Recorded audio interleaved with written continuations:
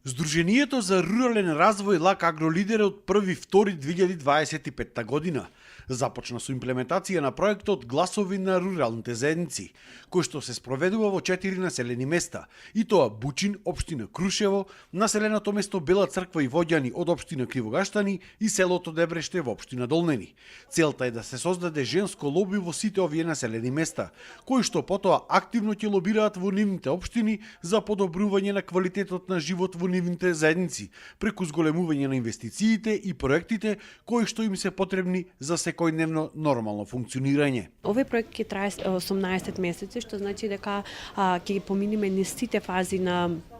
планирањето на една иницијатива, најпрвен мапирањето, планирањето и имплементацијата на поедна иницијатива во сите населени места. Главната поента во сето ова е всушност жените да направат една категоризација, односно листа со мерки и проекти кои што се важни за нив и кои што навистина ќе значат и за целата рурална средина, но пак од друга страна и да застапуваат и да лобираат во општина, односно да го поминат тој цел процес за да може да се изборат сами за нивното населено место, односно да се вложат за општината да ги направи или да ги изгради сите тие приоритети кои што или дел од тие приоритети кои што ги имаат предложено на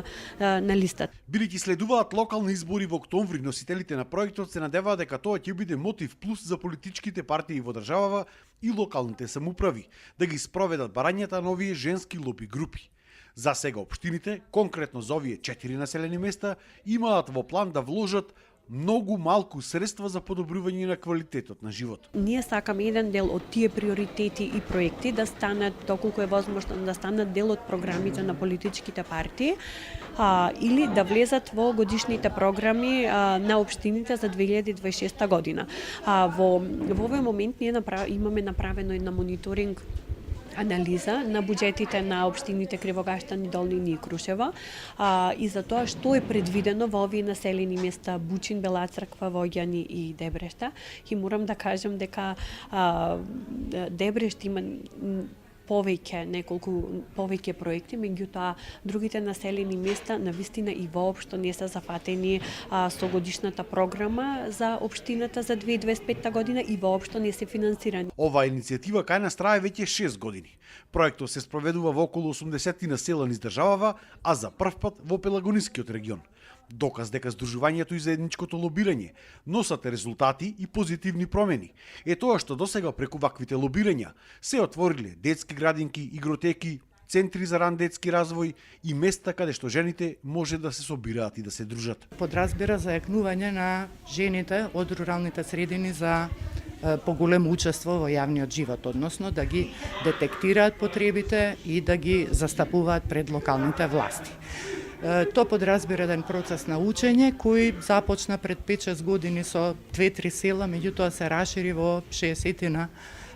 рурални заедници низ Македонија и можам да кажам дека се остварени огромни придобивки, бидејќи многу од жените си го леснија секојдневието преку најразлични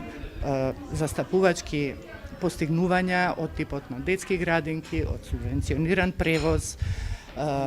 уредени места во нивните рурални заедници кои за жал се уште се соочуваат со многу недостатоци кои го отежнуваат секојдневието на жените, значи пристап до вода, канализација, собирање отпад, неможност да се социјализираат затоа што се исклучени од јавниот живот на заедницата. Проектот е финансиран од Европската унија.